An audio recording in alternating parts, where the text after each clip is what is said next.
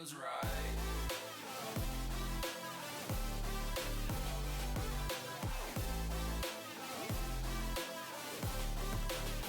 Then it feels right.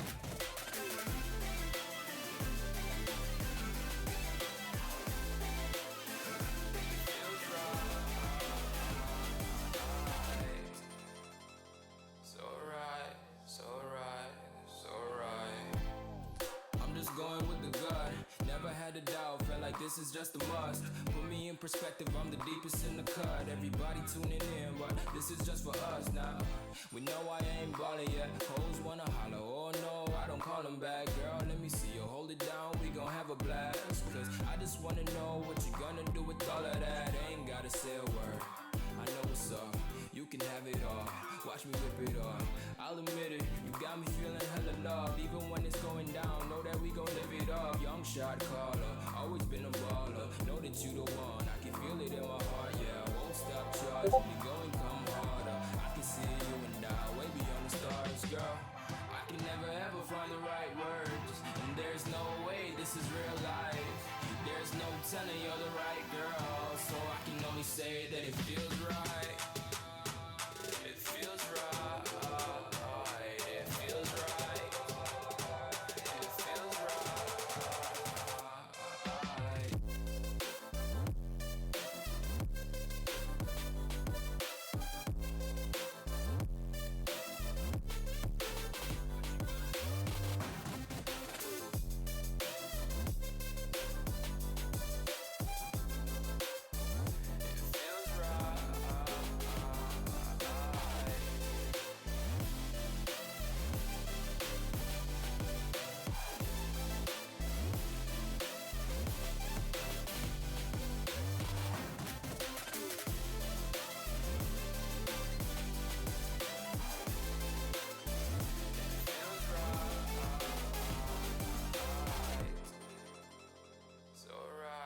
So right.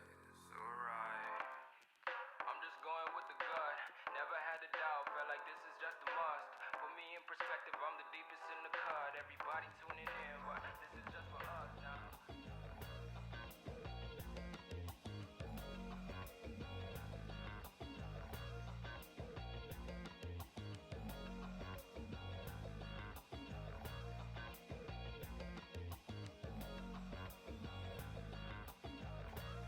When I close my eyes, I can almost see it.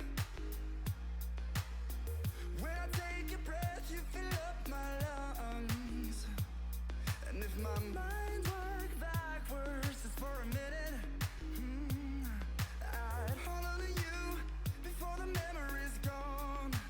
I remember you, you lift my spirit. With you high is all I'm feeling. Remember how we felt alive. I remember you, you make me stronger. Can't go without it much longer. Remember, I remember you.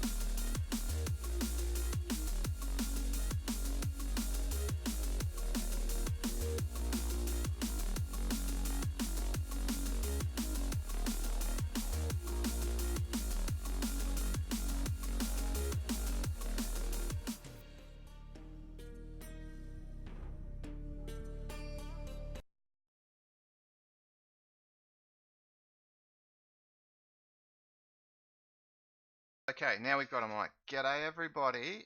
Hope everyone's doing good today. Just give me a sec. I've got to turn off Spotify because obviously it's still playing. We don't want it playing. All right, welcome to PowerShell101 Live. We are in part 5, scripting with PowerShell. We are definitely on the precipice of going down the rabbit hole today. Lots of interesting content.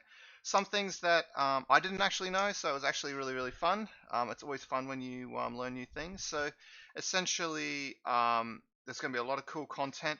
I've kind of looked at it. I've taken what I think is needed for you guys to be able to get started in PowerShell. We're not going to go too far in that because I do think that that's a lesson in itself. There's a lot of lessons in itself from a lot of the content we're going to be teaching today. But I want to at least give you guys as much info that is going to be applicable for the moment, and then basically we can look at that later. So it is live, 101 Live, and yeah, let's get stuck into it. So again, same format, slides, demo, slide, demo. If I get stuck in a demos, then that's all right as well. We might need to go back and revisit some slides, but essentially we are, yeah, we'll just make it up as we go along. I've got a lesson plan, so we're just going to kind of go with it and see how we go. So again, lesson plan, I'm going to go back with a quick recap from what last week and the last couple of weeks, because I do think that recap quickly is going to reinforce what we're going to learn today. So it's kind of, we're going to take one step backwards so we can go 2 steps forwards. That's completely fine. I think that's going to be good. Obviously PowerShell and scripting part 1. So this is going to be a bit of theory on some bits and pieces with PowerShell, how PowerShell operates in certain how PowerShell operates in certain conditions. We're going to be looking at those kinds of things. And then part 2, now this depends on how much time we have. We're going to be obviously looking at actually some scenarios. We're actually going to write some code and have some fun with that. So it's going to be a very interesting session because I do think that we are probably going to run over time. If we don't, that's fine. We can obviously run under. But essentially, if we do go too long, we might just need to cut it, and then we'll go to next week, and we'll just do some scenarios. I think next week's functions anyway, so that's going to be we're going to be looking at functions and things like that. But anyway, this week, so we're going to be obviously quick recap, and we're going to do PowerShell and scripting. So assessment. So again, this is not an assessment; it's just homework. I don't know why I called it a home. Oh, I should have just called it, hey, this is some homework.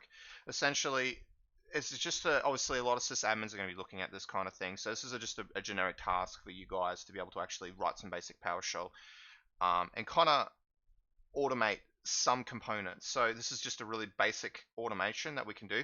One of the scenarios we're going to be looking at today is actually going to be building a VM. So we're going to be using Client Hyper-V to build a VM in PowerShell, and we're going to actually kind of build that process out, and then from that we're going to be able to actually install in Windows 10 and all those kinds of all those other goodies. So that's basically kind of just giving you a quick leg up in terms of the build of VM. So yeah, let's get stuck into it. Recap. So again, we're back. We're going to be recapping. So equality operators. So like I said before, we've visited this for a while. We've revisited this, I think, last week as well. But essentially, we're going to go back, revisit it again, because it's always good to revisit. So equals operator obviously compares two values. Are they equals? If they're not equals, if they are equals, that kind of thing. So as you can see, A is equal to A. That will basically equate to true. Equals is case insensitive. So generally speaking, if you want case sensitive, you can just append, everything will have a C prefix. So if you go -CEQ, that would be a case sensitive match versus a case insensitive match. Obviously not equals. Obviously B is not equals to A. That's going to be true because obviously they're not equals to each other. Obviously greater than, so 2 is greater than 1. Obviously greater than also does comparisons on dates and things like that as well. So it's not just limited to integers. Obviously less than is the same as greater than. Then we have greater equal than, greater than or equal to. So 2 is greater equal than, is greater than or equal to 1 because it's greater, or if it's 2 is GE then 1, then that, sorry, let me just scribble that. If 2 is GE to 2, that's also going to evaluate to true. It's also the same corresponding for less than or equal to. So essentially, if 1 is less than or, is, just stuff that up. So let me just clean that up. Eraser. Okay, back to our pen. If 1 is less equal to 1, then that basically equate to true as well. So basics. So some just basic equality operators, always good to know. So let's just erase away ink on the slide. Where object. I'm always going to come back to these ones because these are really, really important. So essentially where object is filtered as input from the pipeline. We've talked about this before. Essentially what it is it allows you to filter an object or a series of objects / a collection or an array from an existing array. So if we look at pan here, we've got a, I'm just going to write the alias, which is question mark. You write your condition in here. Sorry, I can't spell with a pen. So essentially, this will return an object or a collection. Very, very useful. Use it a lot. Obviously, there's the where method, but we're just going to be focusing on where object. So as you can see here, we've got collection, where object, and then we've got expression. Most of the time, this is what people use, especially for advanced stuff. Now, you can get away with this, the old school, the newer way, which is basically just you can specify your property. Then you can specify your condition, and then you can specify your value. So that would be essentially, dollar underscore dot, say name is equal to, and then basically can say 1. That's obviously an example with that. So erase all ink on slide. Let's keep going. Write output. Used to explicitly return an object, a collection, or array to the pipeline. So essentially, very, very important to note, because this is what you're going to, this is how you send values in what we call the success stream or the output stream. We're going to cover streams today, so you guys are going to be understanding why am I talking about streams. It's going to obviously help you guys out. So let's clear all our ink. Let's get stuck into it. So obviously we've got do, until, and while. So essentially we've got the do loop. Until and while describe different outcomes on that specific condition. So essentially if we have an until and with a condition, it'll continue to loop until the condition is met, versus a while. It'll continue to loop while the condition is not met. So essentially if you have, for example, do until condition, let's say the names in list equals, or the current name in a list of names is Michael, it'll basically keep looping until it's Michael. Now if I say until it's Michael, essentially you kind of have to work with the condition a little bit differently. So you basically, the condition, for example, with an until would be also while the while would be is not equal to Michael, and when the condition the while condition would be not equal to Michael, where the until condition would be equals Michael. So it's just kind of, it's a little bit, to be honest, it's basically the same as an EQ and a not EQ. Not equals So essentially, it's just you're just using the two. They're just interchangeably used. They're basically the opposite of each other. So for each is used to iterate through each item within the array. So oh, man, I can't draw this morning. So essentially, very important to use when you're looping. I've actually done a bit of reading. When I'm going to do the advanced course, we're literally going to be breaking down some advanced concepts within ForEach. We're going to be doing some crazy stuff. So it's not just, you can do some other things within it, but essentially, for the time being, this is good enough. And most of the time, 99% of the time, you're going to just use the basics, but it's always good to understand the advanced stuff. Anyway, so essentially for each item, so that's basically a variable that's declared on the at the beginning of each loop. So that's the current object within the collection, or your current value within the array. And then obviously we have our script block here, so that's our executable code. So we're just going to do something. So like I said, current item to hold within the array persists out. Now this is obviously, like I said, this persists outside the loop. So once the loops end, obviously we can see the loops ended here. Essentially, if I go, let's just put a semicolon there, and then I call item here, it still exists. So it's important to remember that the item will actually persist outside the array. So you can have some funny shenanigans going on there. Obviously, we've got the array. That's an array of objects that's passed into it. It's fairly straightforward. And then we have our script block. All right, so let's keep going. For loop. I think we've already.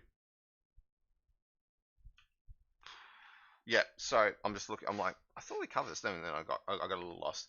So essentially, yes, it runs a command block based on a conditional test. So you have the structure is for init condition repeat. So init's basically initialize the variables. So you can initialize multiple variables, and you can separate them by commas when the block starts. You can then specify the condition. This is the condition that basically evaluates to true. So for example, if you say once the condition matches true, then it will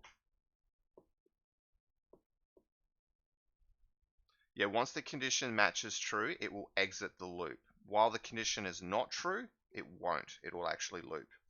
And then we have the repeat. So the repeat's basically commands that you want to run when the loop has ended.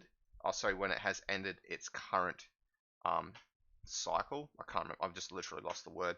But essentially, you obviously declare it on each match. Sorry, that was supposed to be a 1. I'm just going to clear all the ink on the slide. So this is supposed to be, so it'll declare it. So on each loop, this will get met. And then basically, once the repeat happens, this is when you'll do something here. So essentially, if you have like the traditional is, you'd have for your init would be I is equal to 0, then you go semicolon, and the condition would be I is not equal.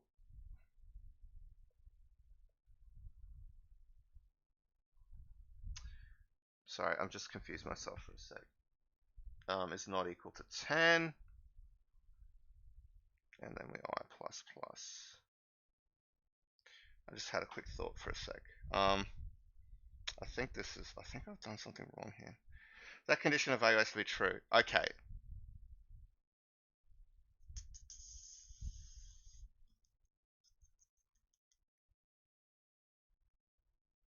Sorry, this is actually wrong. It's basically once the condition is false, then it exits. That's actually wrong. I'm just going to correct that. I caught myself up last time. I'm going to quickly correct that now. Erase all ink on the slide and just go base loop false. Exit the loop. So, cool. All right, let's go back into it.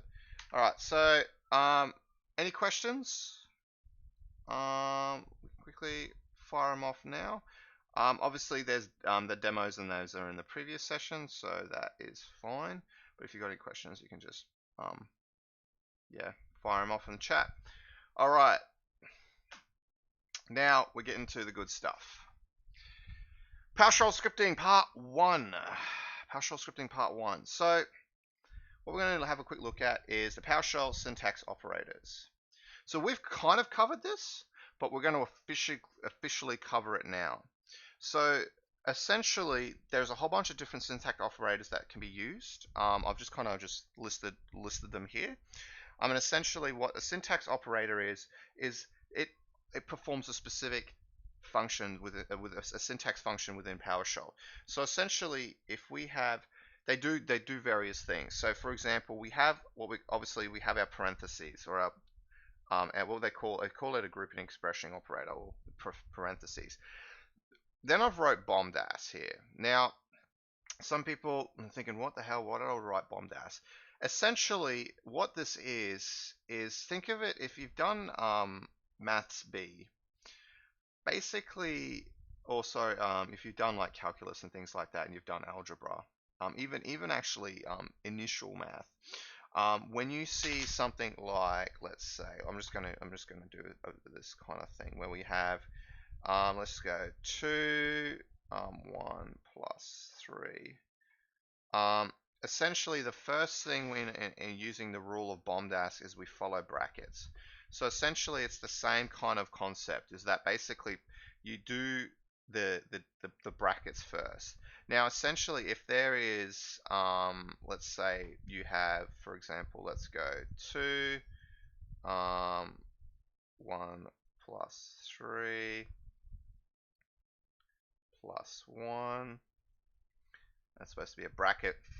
Obviously, we have PowerShell will process the deepest bracket first, then it will process the outer bracket, and then it will process the rest. So it's the same kind of approach that basically brackets apply here. So in this instance, we'll just call them parentheses, but this allows you to group your conditions into specific actions. So for example, if you want to group, let's say, a condition saying 1 is equal to 1, and then we can go is and then we can go 2 is equal to 1, or 2 is equal to 2. So essentially, the way that this will process is, I'm just going to change the color. So essentially, you can see here, it'll process the innermost bracket first, or the innermost parentheses first. Once that value has been completed, then it basically will process the outer. So obviously, this is the outer here. It'll then process that. So it's a really, really handy way of being able to actually group your conditions. It's really happy. You can group a lot of things. Let's just going to change ink color again. Let's say you want to. A really good example is, let's say you've got a commandlet. So let's go get child item. I'm just going to use the alias, and we're specifying the literal path.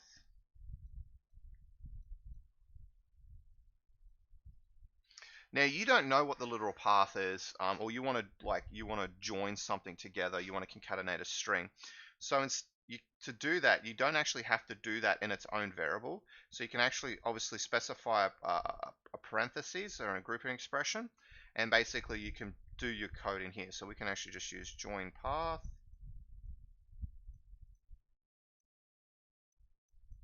Within here, and this will basically this will process first. So PowerShell will actually process this first.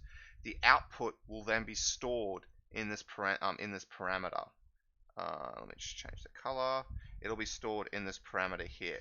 So essentially, it's a really good way of nesting your commandlets. So you don't have to actually have it. It also makes for neater code. So you don't have to have multiple variables and have it up here and go var equals blah. So join path here. So it's really, really quite a handy way of doing that. SubExpressions. So SubExpressions are basically it runs code to return a value.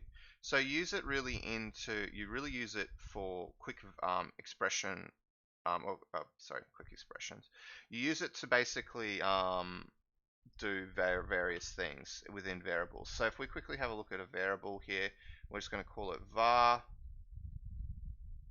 You can actually run code in here and do something. So if we want to run an actual script, we can actually do something. I'm just going to do it in green.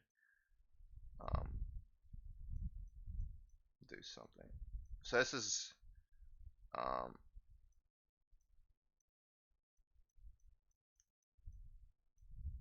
basically essentially you can just run code and store it in a variable. It's very, very handy to use, and it definitely comes in it. Definitely using SubExpressions, you can definitely make your code a lot more readable. You don't, if you're having two values, you don't need to actually do that. But now with PowerShell and ternary operators in 6, which we're not going to really talk about after this, essentially you can do the same thing. It's just that SubExpressions was kind of a really nice way to kind of neatening up your code. Static member operator, static.net method. We talked about this before. So if you want to call it a static method, obviously it's just a type name. Then obviously 2 semicolons, and then basically your method. Now this also does it does members, but it also you can return static properties. So like I said, where you can have static methods which exist out there, you can have a static property. So essentially, if you've got a class out there that basically has a static property, a really good one is, like, for example, if you think about the HTTP class, it has the methods as statics, and the reason why is because you can then pass a get or a HTTP get or a HTTP put, a HTTP post, that that kind of thing, without actually having to instantiate the object, because that's just not cool.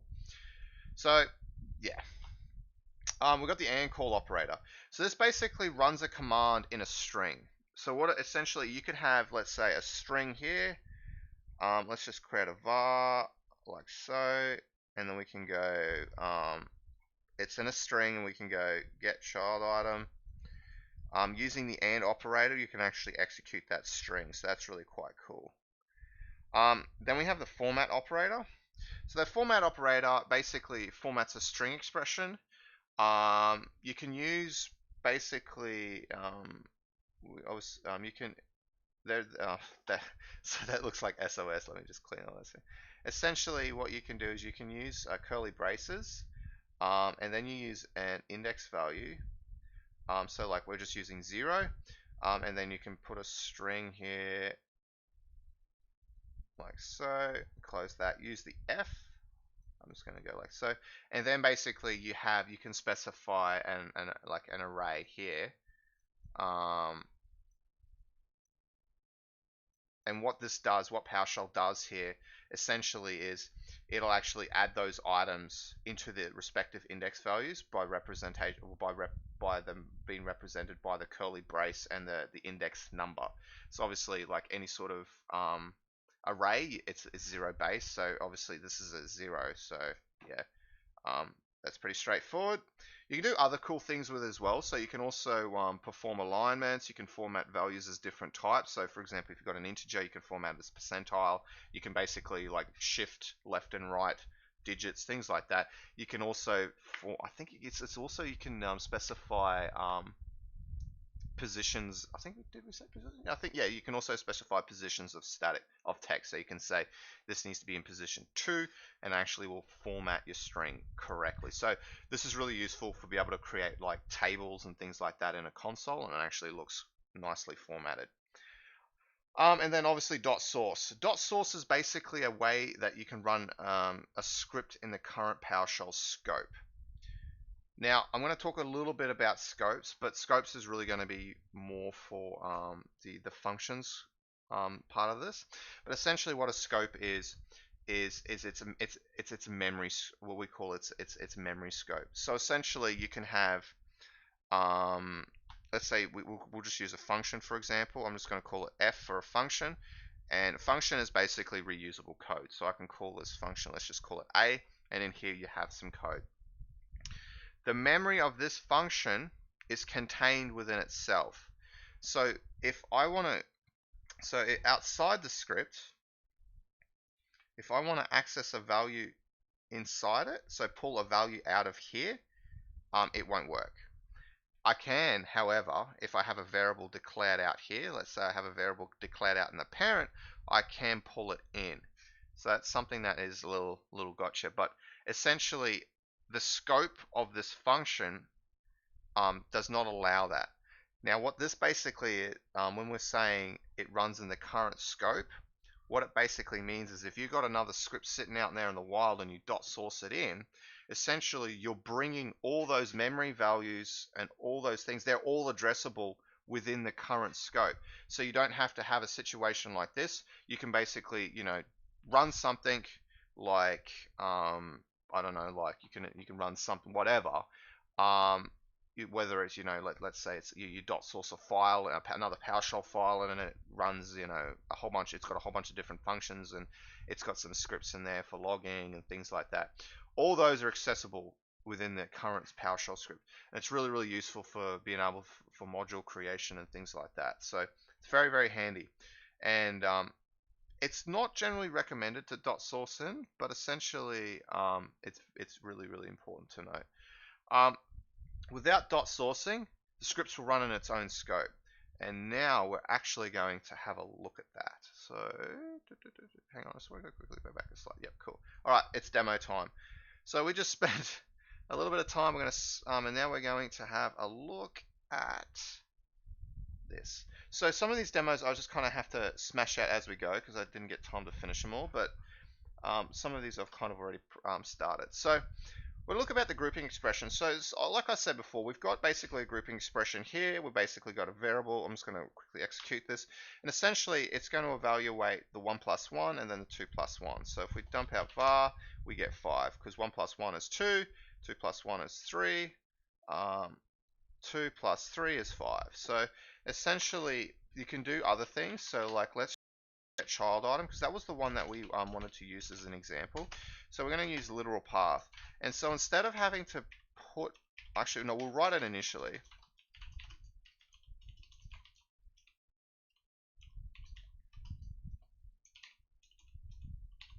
So we're just going to call this D, and then we're going to call this child path, and then we're going to call this temp. So instead of writing it like this, that works. So instead of writing it like this, we can actually write it like this. So we can actually use our parentheses, so our grouping expression, and then basically we can actually run our join path in here.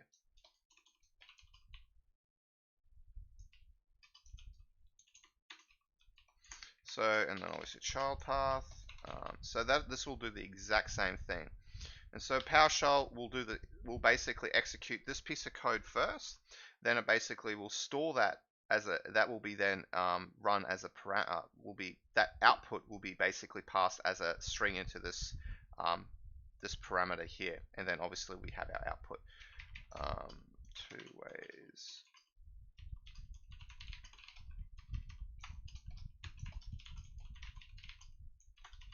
So that's basically a grouping expression.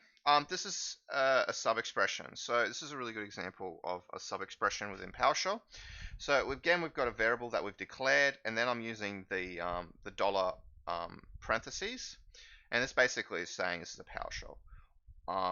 Everything inside of here is executable code.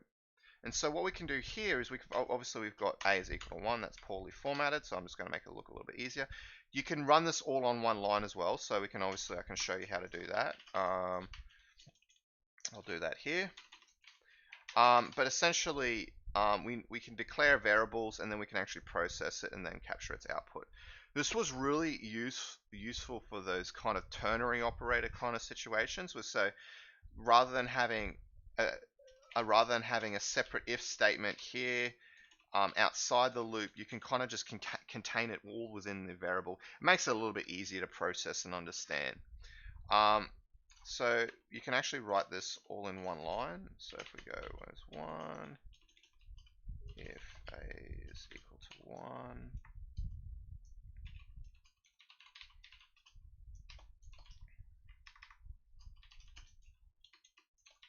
Now, one thing about this is if you actually want it to return a value, basically you need to use write output to return it to the output stream. If you don't do this and you use return, it won't work. So I'm going to show you guys that as well, so you guys know what I'm talking about. So we're going to use return. You always must use write output.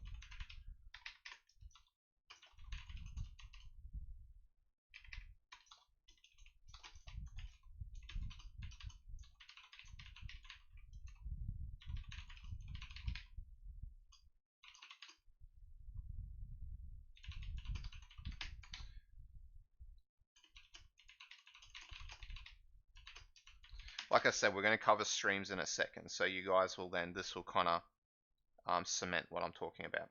So as you can see here, I'm just going to run this. As you can see, it's executable code. So it just basically, like any sort of PowerShell, it's just going to run it and execute it. It's a sub-expression. Obviously, we can write it on one line. What I'm doing here is obviously I'm using the semicolon to basically denote the end of a statement. So essentially, this is a statement, this is a statement. So yeah. So what we're going to do is I can run this and we can show that. So essentially you can see var is still yes. Obviously I've used an underscore, a lowercase yes to denote that we're not using the same variable, or the same output from the parent. Oh, sorry, the parent, this previous sub-expression. But now I'm going to show you what happens when you don't use that and when you use return. I'm just going to basically put return there and we rerun it and then we go var. Let me just clear it.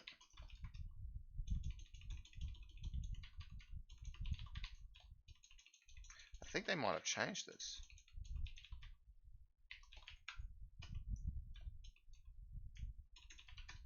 So I'm just going to quickly clear it. I kind of...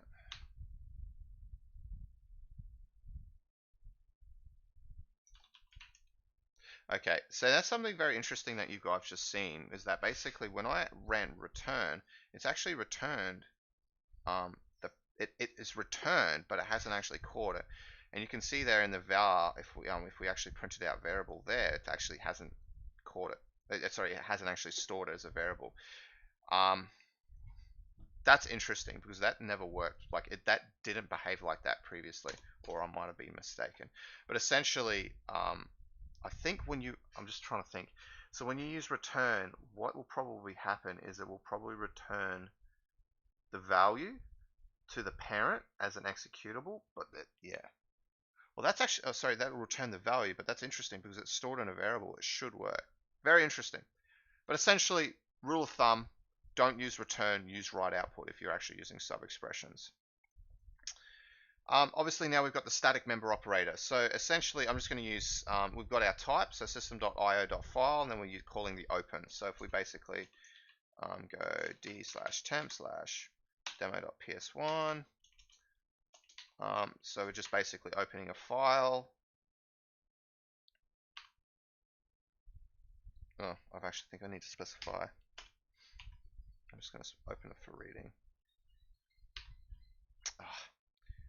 I'm just going to change the the method. We're just going to read all text. So I'm just going to call the read all text method. We execute that. Then you can see if we call var, there it is there. So specify the type and then the static method. So when we talked about, remember we're creating new variables, we can actually do the same. So if we go PS custom object, it always wants to create a PS custom object like that. But if we want to create it using a static method, we can just use the new. And that was basically that kind of just a bit of a throwback to using the new.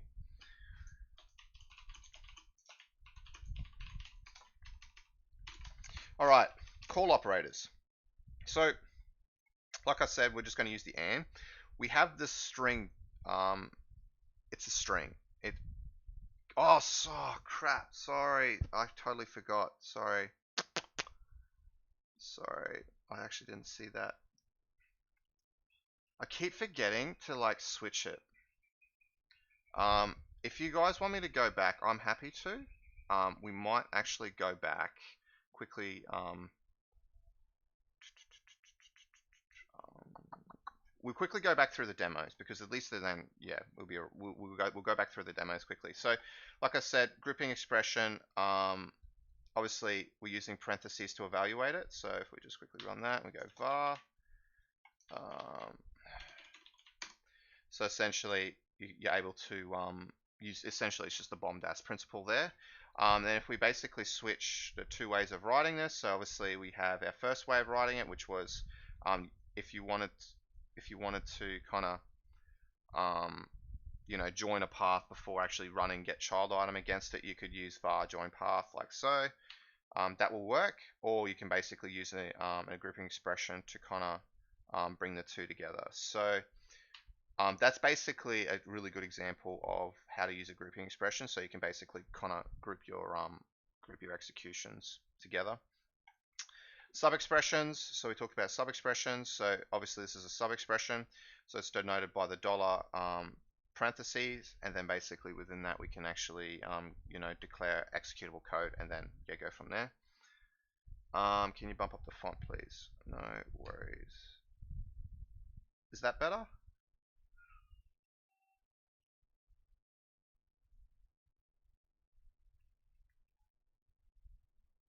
Is that better? I might just hang on and see if that's alright. Let me just see what it looks like in the preview.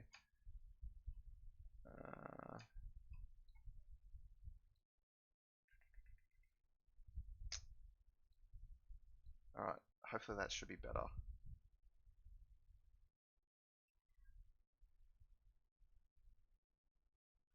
Just let me know if that's better.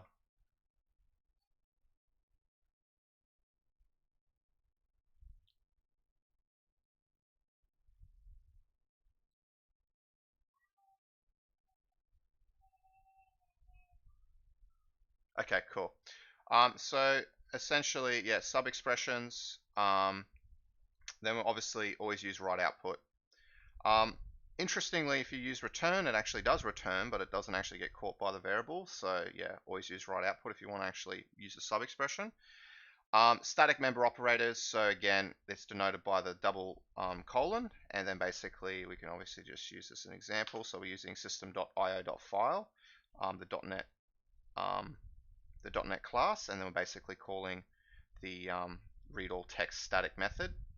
Obviously, for a throwback to creating objects, we can basically just use the colon object. So it's a bit of a nice little kind of practical example. Call operators. So basically, like I said, call operators allows you to run string as PowerShell. So you can have a string.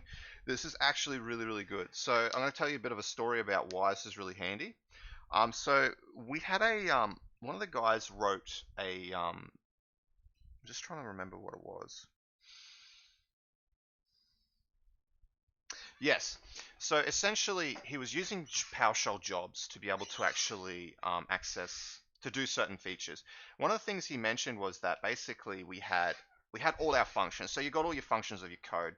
So you got your logging, you got all those dependencies that you use. Like I've got functions in my code for like proxies and things like that. So it authenticates to a proxy before going to a REST API endpoint, because that is a definite gotcha. And what happened was, when you're using PowerShell jobs, obviously a PowerShell job runs in its own scope. It's its own, essentially it's its own PowerShell thread that runs its PowerShell, and then you brings it back. And because it has it doesn't, you can't access. Okay, it kind of can, but it doesn't really. It's not really able to. You can't really fully pass all these functions through. So you have to kind of declare the code manually, and it's actually a little bit frustrating. So one of the things I kind of thought about was, hang on a second, why don't I just capture all those functions and then dynamically pass them in? And so what you could do is that within the PowerShell job, you have what we call an initialization parameter, and basically that runs to set up the instance before actually executing the job. And what was really cool was, before it actually ran the job, I wrote a quick piece of code that would actually go and fetch all the functions that we needed. And then what it would do is it would dynamically build those functions up in a string. Now it's a single line string, and it just using a semicolon to denote a new statement. So basically, you had literally a single string of massive functions all in one line. But essentially what it allowed us to do was pass all those logging functions without actually having to rewrite the code. So it meant that from having to have copious amounts of reusable code, we significantly reduced that to basically just having a function that would just dynamically do it for us. So that's lazy systems administration right there, but it's a really cool example. So what we have here is a string. It's any old type of string, so we can go, yep, let's do a get member. You can see in here we've got system type string. It's a string. If we use our call operator, so the and then we actually execute it, it then runs that actual string. And so this is basically the fundamentals of being able to dynamically build these kinds of things. So essentially, in this circumstances, this is what I needed to do to be able to get this to work. So I had, I wrote a whole bunch of PowerShell that would basically go and get the functions. So we needed to get specific types of functions, and then essentially it would just bundle them all up in a string, and then chuck the string in. So yeah, really, really cool little thing. You can do really cool things with it. Format operator. This is my most favorite operator out of all of them. I don't know why I generally like this one more than most of them, because you can do some really cool things with it. So right now we've basically got file path. We've got a variable called file path, random directory that doesn't exist. That will not ever exist. But essentially, what we can do here is we can actually, using our format operator, we can actually we can format our strings accordingly. And so the way you use a format operator is, obviously we've got our -f, and then what we've got here is we're denoting a curly brace and then basically an array index value. Now you can do other things, so you can basically do padding and things like that, but for the time being we're just going to explore this. This has tons of other features. This is the most basic, so this is literally a lesson in itself. But essentially you have an index value. This index value corresponds to the array that we specified after the format operator. So you can see here we have a 0 and we have a 1. Obviously we're denoting an array here, because basically, if we think about arrays, now I like to declare my arrays like so, because I'm just very pedantic about how I like my readability. But essentially, it's an array, so it's denoted by a comma. So this is an array right here. And basically what will happen here is PowerShell will just index those values into the string. So you can actually do a lot of you can do a lot of formatting. You can make your code look a lot nicer by doing this, rather than having your code kind of in here. So you can obviously specify the variable directly in there. A lot of people generally do that. Or you see the old school way where people basically format their strings like this, with the concatenate, which I haven't had to. We just don't really need to use that. So essentially, you can just basically format your string. So if you can see here, I've just did a quick little throwback. What I've got here is a grouping expression. So I'm using test path, literal path, path type container. So I'm actually running a commandlet. So this will get executed first. Then basically it'll pass these outputs, and PowerShell will index these values into the string, and then we'll have a nicely formatted string. So if we execute this, we should have searching for this directory name, and then basically the result, and this should be a Boolean value. So if we run this, let me just clear the screen, because I really made a directory path. My naming for my directory path was terrible. You can see here we've got searching for the random directory that doesn't exist, and then we specify the result, and then basically a Boolean value, which is false. So that's really, really quite cool. Dot sourcing. Another one of my favorites. You kind of don't, like I said, you don't really kind of use it, but it's really quite handy. So I'm going to talk about a little bit about scope, and so you guys can fully understand why I'm talking about why I put a lot of emphasis on scope. So we've got two scripts here. They're both exactly the same. We have they do exactly the same thing, and I'm just going to quickly open up this script. Here it is. So basically we have a variable called var hello world, and then we've got right host value for var. So essentially we declare a variable and then we're just printing it out. So it's very, very basic. So if we go, well, what we've got here is I've actually set the same variable name, but I'm going to call it test. So what's going to happen in this first instance when we just run the PowerShell script? The PowerShell script is going to run in its own scope. So this memory value they're different. So obviously what's going to happen is when we run, sorry, I'm just literally kind of confused myself. So essentially, because they're running in their own memory, so when they're running in their own scope, they're different. So treat them as different. So what we can do here is let's run it, and let's print this out so we can see. Let me actually clear the screen, and let's step through. So essentially, we've got it's executed the code. So I'm just kind of trying to.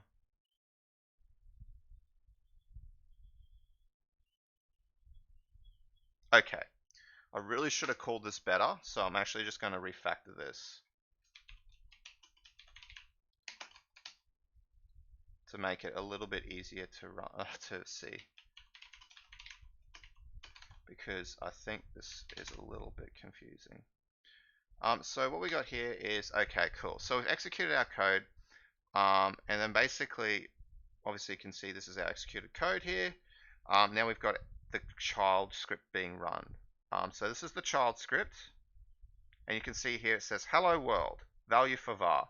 So that's basically value for var. And then what we're doing is here we've got parent script var, result var. So essentially what we're looking at here now is we haven't changed we've changed the value of var in the child script. So if you think about scope, if this was just on the same scope, then the value should have changed from test to hello world. So you can see there it should, but it hasn't. And that's because it runs in its own scope. Dot sourcing changes that. So if we look at a dot source operator, so it's the same kind of process. So we've got parent script. Sorry, that was what we just ran. So we've got, for example, we're going to dot source it in again. So if we run the parent script, I'm just going to again put it in capitals so everyone can see it.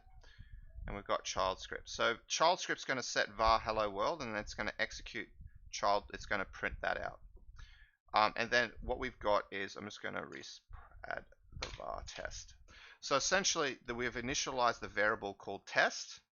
Then in the same thing, again, we've basically changed that variable in hello world, and we're basically going to print that out in the child script. And then basically we're going to print out what the output of var is. Now, this is going to run in the same scope. So what that basically means is the value var is going to change from test to hello world because we're using the dot source operator. And because this is what dot sourcing does, it executes it in the same scope. So it's essentially literally just copy and pasting PowerShell in that line there. That might as well just be, that's what it's doing. So if think of it as this way, it's just doing this. That's what it's going to do. Instead of, so you can see the execution will change it from test to hello world. It'll print it and then it'll print it again. So I'll show you, let's do this. So if we've executed it, I'm just going to clear the screen because I don't want to confuse you guys. So you can see here we've dot sourced it in. So essentially the var, remember, is initial. The initial variable is test. We've now dot sourced it, and basically we have the child script being executed here. So the child script's changed it from test to hello world. And then here you can see we've got hello world result hello world. So it's actually not test anymore, it's hello world. So this is a really good example of dot sourcing. So it runs it in the current scope. Dot sourcing, and you can basically dot source any PowerShell in. It doesn't matter. You can run a script, you can put functions, you can do whatever you want. But dot sourcing is really, really powerful. All right, back to the slides. So if you guys got questions, don't stop. Don't hesitate. Just ask, and I can kind of go through them. PowerShell automatic variables. So there's a whole bunch of automatic variables that are stored in PowerShell that basically store state information. Now you can see here I've got read only. It's not read only, but you kind of just use it. Generally you just address it as a read only. It's essentially you're just using it. It gets set when PowerShell's launched. So these all get set when PowerShell's launched. And what they do is you just use them to check various things. So if you want to check the PowerShell version, which there's other ways to do it, but essentially if you want to have a look at the version, if you want to see if it's a Windows machine or it's a Mac OS or it's a Linux machine, there are so many there. There's so many different things there that basically I couldn't even put it on one slide. So let's have a quick look at which one was it? It was automatic variables. Okay, so if we go back, so I'm just going to quickly remove these because we're going to talk characters, special characters, and tokens are going to be its own slide. So essentially, we've got, for example, these are all they're just variables in PowerShell that you can use. So we've got is Windows, is it core CLR? Well, helps if I actually like put it in correctly. This is PowerShell core. I am running PowerShell core. Is it Linux? It's definitely not Linux. So you can see this is really good. Yeah, hey, is this a Linux machine? Okay, it is. Okay, we need to do something else. So these are just a really handy variables to kind of quickly check things and be able to do things with them. So another good one is obviously the arguments. So when you're running a script and you're passing parameters or arguments, you can use this to go fetch it. There's better ways of doing it, but it's there. The error variable. A lot of people love this variable. So essentially, I'm going to create a I'm just going to clear it so there's nothing in it at the moment. And I'm just going to put a whole bunch of random text there, and we're going to raise some errors. So these are some errors that we've raised. We can actually go fetch them using the error variable. And the error variable is basically just going to return a collection of all these. That's all it's going to do. It's going to return it. It's got a whole bunch of other methods that you can use. So you can obviously clear it. You can do other things with it, but essentially it's just used for that. It's really, really quite handy. Directories. So again, we've got other things we can use. So the home directory, again, it just prints the home directory. It's pretty straightforward. There's not really much about it. Then we've got the PS script root variable. Some of these variables can only be used within a specific scope. So for example, like the arguments, that can only be used when you're running a script, same as PS script root. So this one will basically return a list of the path of the PowerShell file. So this is really handy for like if you've got, you want to get the executing file. And then basically, let's say, you're running some unit tests and you want to go to a subdirectory and then execute some additional unit tests, things like that. This is really handy. If you want to, like, let's say you've got a nested PowerShell file for, and you want to .source it in, then yeah, just again. PS version table. So this obviously a lot of people know about this one. So it basically returns the build. I think okay. It returns the build information for PowerShell. So you can see here I'm running version 7 preview 4. It's PowerShell core. It's obviously Windows 10. You can see a whole bunch of important information about it. Very, very handy. Obviously the PID PowerShell ID. So that's basically the this is the process ID, not the PowerShell ID. This is the process ID of PowerShell. PS culture. So this is the type of keyboard layout for PowerShell. I don't fully culture is something a little bit weird. I don't have my head around it completely. So that will be a lesson in itself. Actually, no, that'll be an advanced lesson.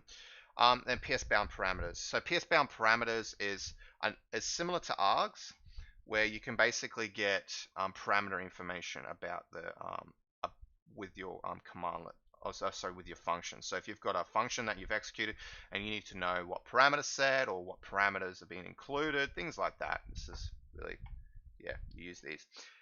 To show you, I'm just going to quickly jump out of here. I'll just basically chuck this in here. We're going to open up a private window. So essentially here's a whole list of them. We're not going to go through all of them. There's a whole bunch of really important ones, so obviously like we've just kind of covered. A lot of other ones in there that basically you kind of use but you kind of don't. So like PWD. I haven't ever had to use sender. I haven't really used the events much, but essentially they're there. and obviously you got examples and things like that. So these links are included in the slides, so you're not missing out on anything there. All right, next item, PowerShell tokens and special characters. So this is something that's very, very interesting about PowerShell. So we're going to kind of touch on it. We need to know about it, but we don't need to go too deep into it. I was kind of humming and hawing about how I'm going to kind of present this, because essentially it is it's good to know, but essentially it's good to know that it's there, but essentially it's kind of something that it's really reserved for an advanced topic. So, and obviously I'm trying to keep this as basic, but essentially I don't want to take you guys too deep. So we'll probably cover this in more depth in an advanced course. So essentially, we have a token. So basically what a token is a segment of PowerShell command text. So the best way to think of what, so to give you a bit of an underlying explanation of what I'm talking about, this kind of helped me articulate it. So essentially when you run get command, so let's actually use write host. I've actually got a really good example here. What happens is we use write host and then we have hello world. These are tokens. This is a token and this is a token. And the way that works is PowerShell basically splits these, and then what it does is it works out what it needs to do with that token. Is it a commandlet? Is it a string? Is it an integer? Is it an expression? Those kinds of things. So essentially, you can do specific actions with those tokens. So you can see here, so this is our token number 1 and this is our token number 2. So essentially, you have special characters that correspond to the token. There's another one here called like that. But essentially, what you can do is you can get that token information from PowerShell. It's really important to note that it's obviously the one that we mostly used is $_, which is the current item within the object, or the current object within the pipeline, the current item within the array. This is really the big one that you're going to need to know. A lot of these other ones you don't usually need to know, but they're kind of always good to know. Like it's always good to understand how PowerShell processes something. So like I said, if we quickly go back and review it. So when you type in write host,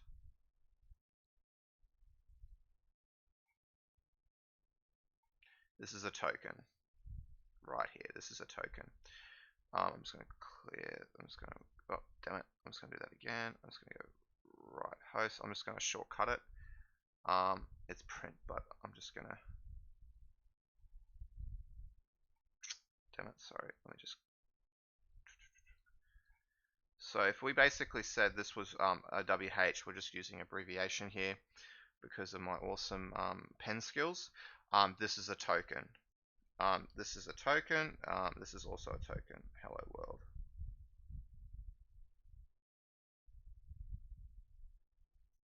So essentially, when PowerShell looks at this, it's going to look at this one and go, hey, that's a commandlet. I need to do something with it. Hey, okay, that's a parameter for a commandlet. We're going to pass that in. So that's basically what a PowerShell token is. It's super basic. But it's really, really important. Actually, yeah, it's really, really important to understand because you might one day have to use this, and it's always good to have a bit of an understanding.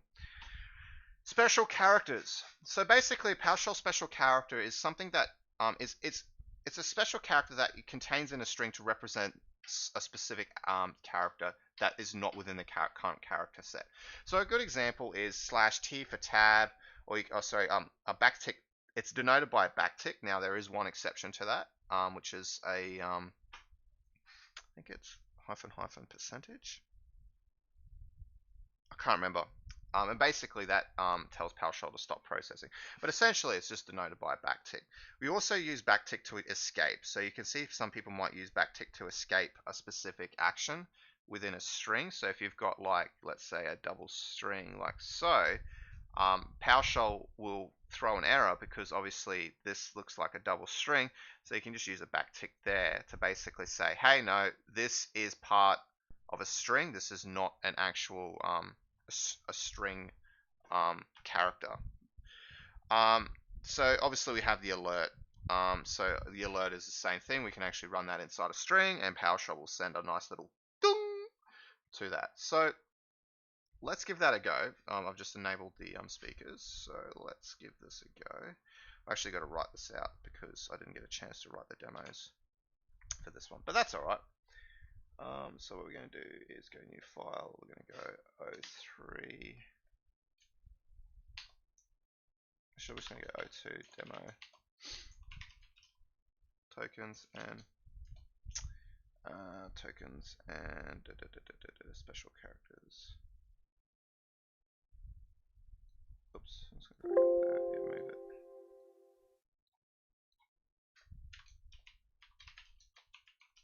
Just going to call it special chars. All right, so let's have a look at some tokens. Just use right host.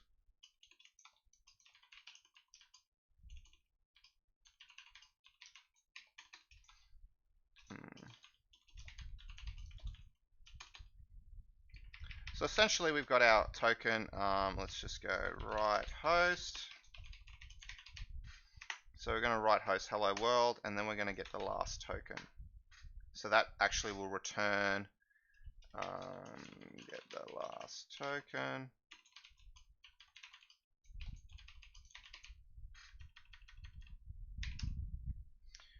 So we obviously got the first token, we've got the second token, and we're going to get the last token, which is hello world. So we're going to run that, and you can see, oh god, hang on, let me just clear the screen so I can see this.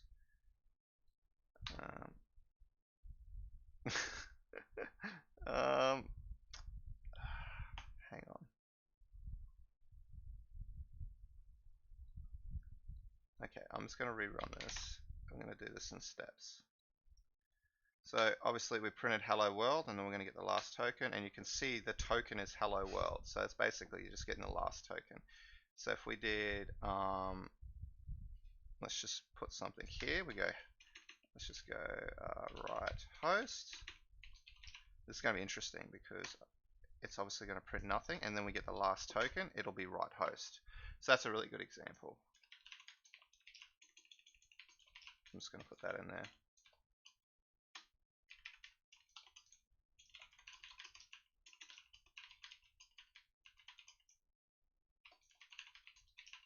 All right, special characters. I'm not going to go for any further with tokens. It's kind of good to know, but essentially,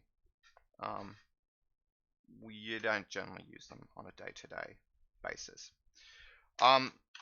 Special characters. Same with special characters. Let's have us nicely. Let's just create a basic string, and then we're going to format that string. So we're going to have, obviously, we've got a basic string like so. It looks super basic. And then we can use we can actually use these the special characters to do different things. So if we go basic hyphen, backtick T, and then we go string, this is just saying, hey, I'm a tab, and we're actually going to nest it in there. So you can see it's color coded. PowerShell knows that that's a special character. So if we run that, you can see now it's nicely tabbed it out. So you can do other things with it as well. So let's send an alert. Let's send a beep. So if we go backtick A, which sends an alert, we should hear a nice little doop. Oh, it didn't do it. Huh. Is my thing turned on? Yeah, okay. That's weird.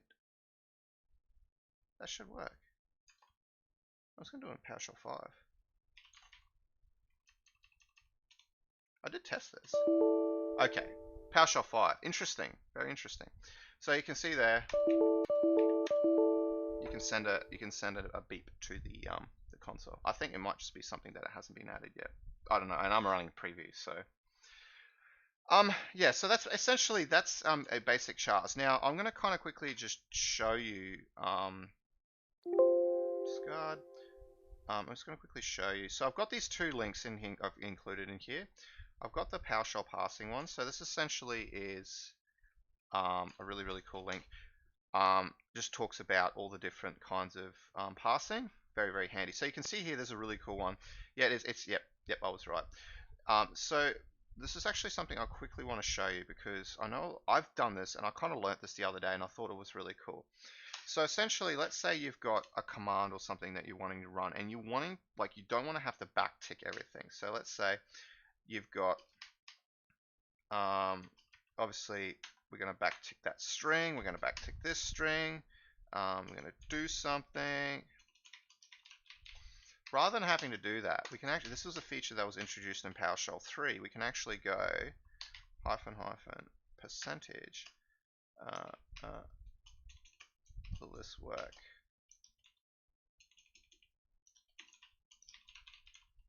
Will this work? Is going to be the question. Oh, what? Did that work? Back to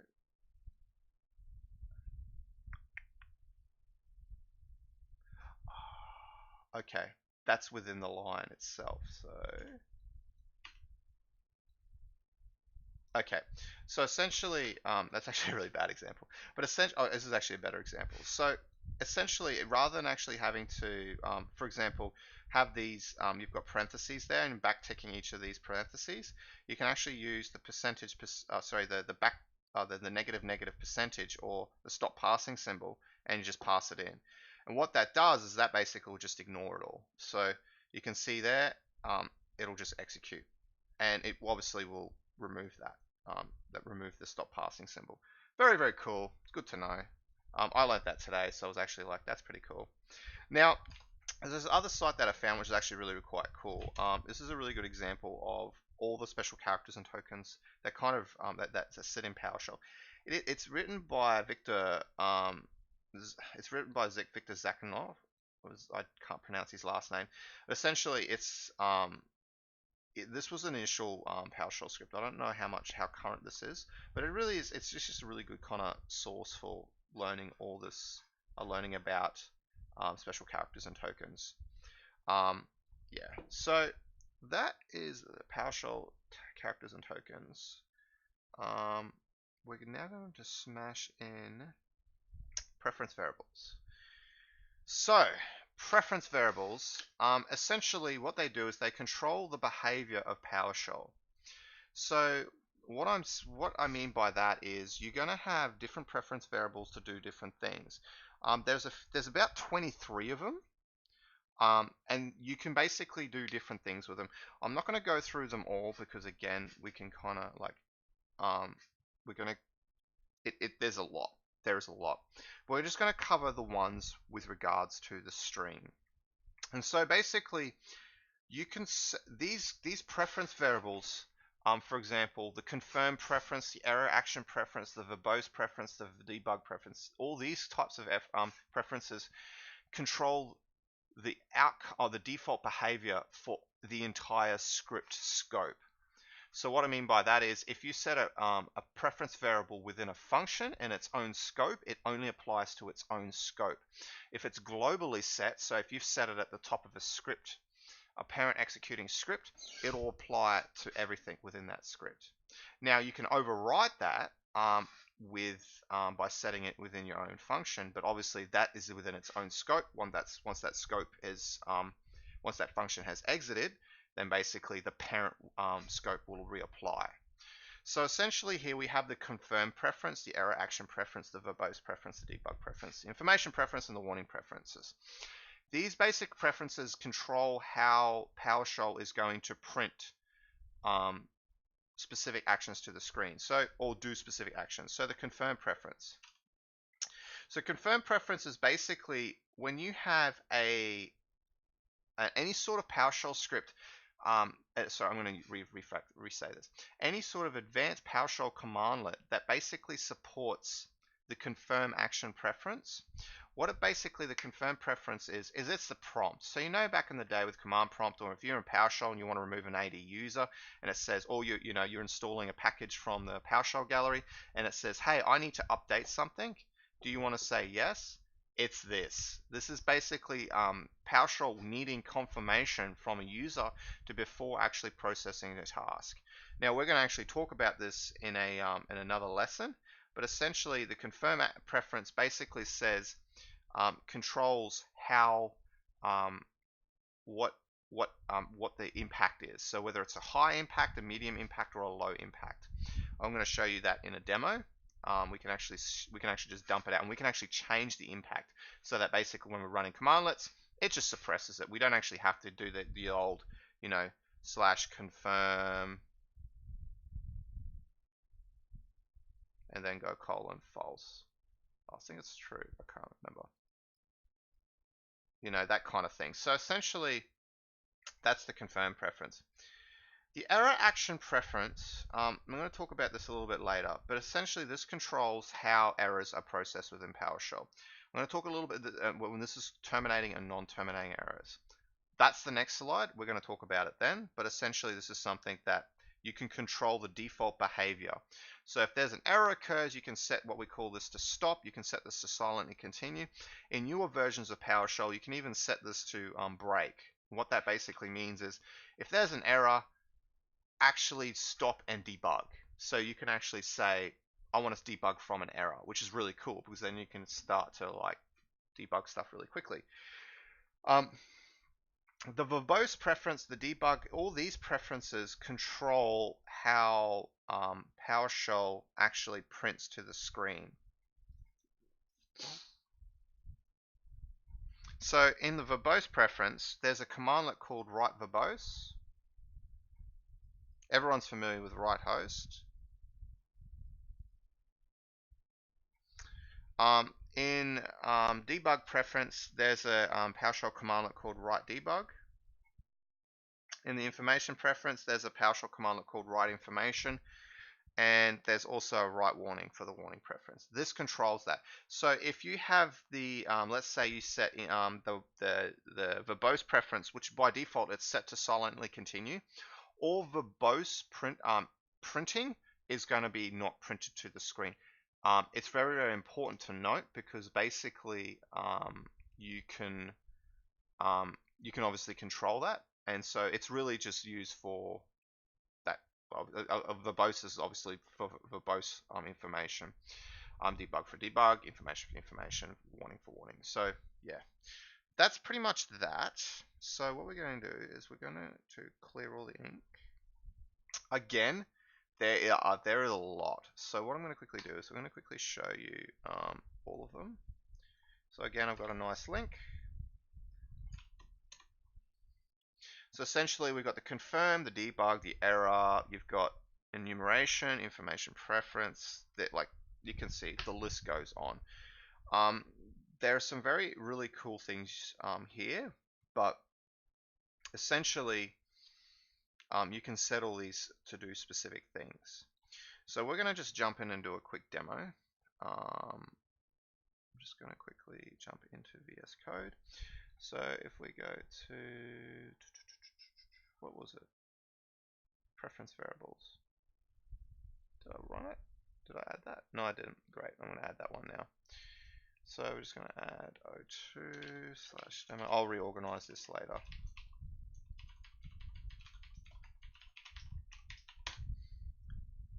Oh, there is. Oh, there it is. Okay, so I'll just give you a quick basic example. So let's have a look at the outcome of PS, verbose preference. So verbose preference has a whole bunch of different values that it can be set. Oh, sorry, I'm just clear this. So the default value for verbose preference is silently continue. Now these have specific values that you can set. If you try and set something else, so if I try and set A, it'll have a win. So you can see here, unable to match the identifier A to a valid enumerator name. Specify one of the following enumerators, so you can see silently, stop, continue, ignore. So there's a whole bunch of different things you can do here. But essentially what we can do is we've got the verbose preference.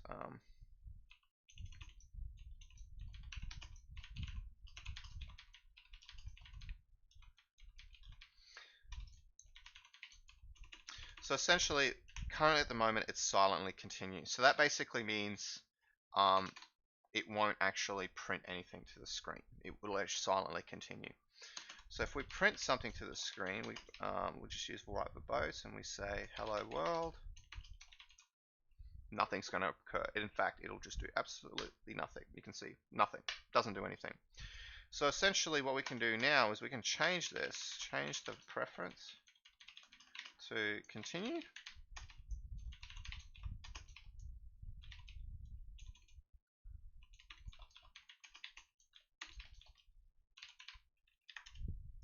And then let's do it again.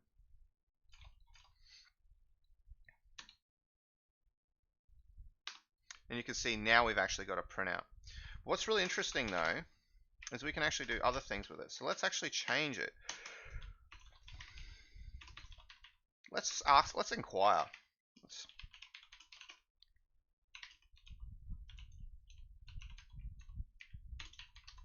Now what this will do is it'll actually ask. So if we now print out right verbose, whoops, and we rerun this again, oh, it didn't inquire. It should have.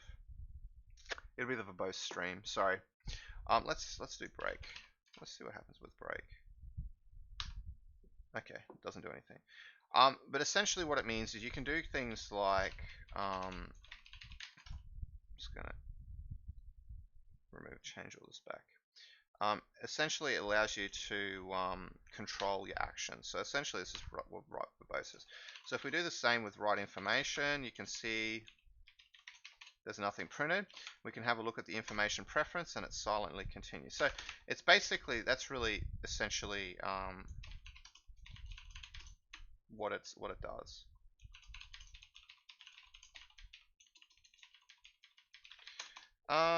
Information preference. Let's just do write information.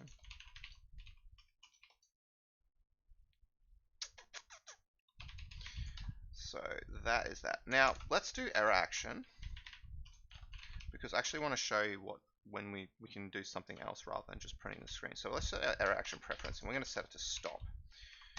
So what this basically is going to do is it's going to set any sort of error to actually stop processing. So if you have what we call a non-terminating error, so I'm just going to write a non-terminating error.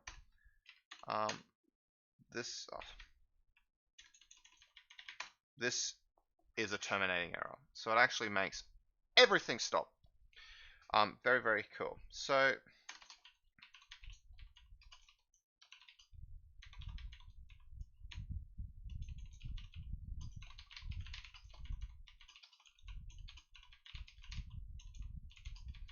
that's essentially preference variables. Pretty basic, but pretty cool. You can do cool things with it. Definitely recommend you check it out. Check out the links from the slides. If you want the links to the slides, just let me know. Obviously, if you're on the Discord channel, you can just jump in there and grab them off that. If you're not, I can just add you to the Discord channel. So let's now talk about terminating and non-terminating errors. Hang on, what's the time? It's 10:21. Okay.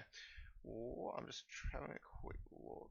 Okay, we might run out of time. So what we might do, we're just going to crack on with it. Let's just crack on with it.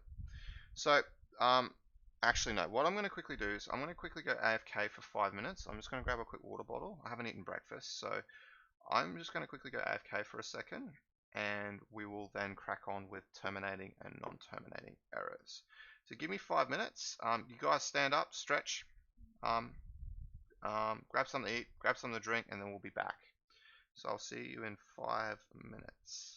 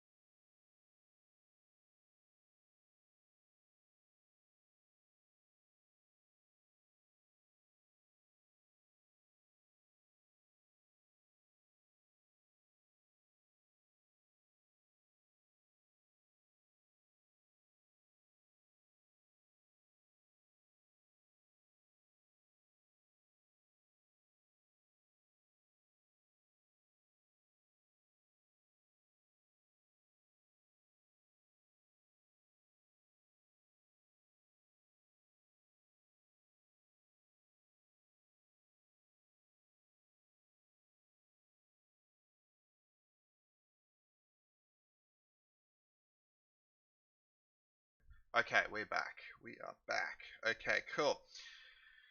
Terminating and non-terminating errors. So obviously, I'm going to quickly get the slides back up. I'm just going to wait a few more minutes. I think I just want to make sure everyone's back. Let me know if you, if you're back. Just let me know, and we'll carry on.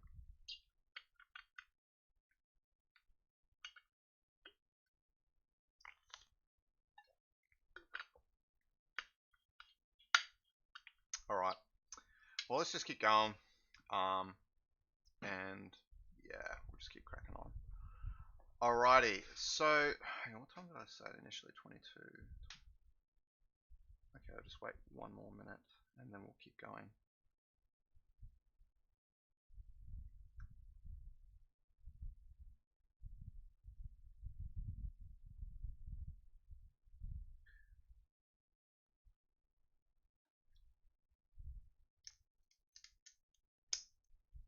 Alright, let's do it.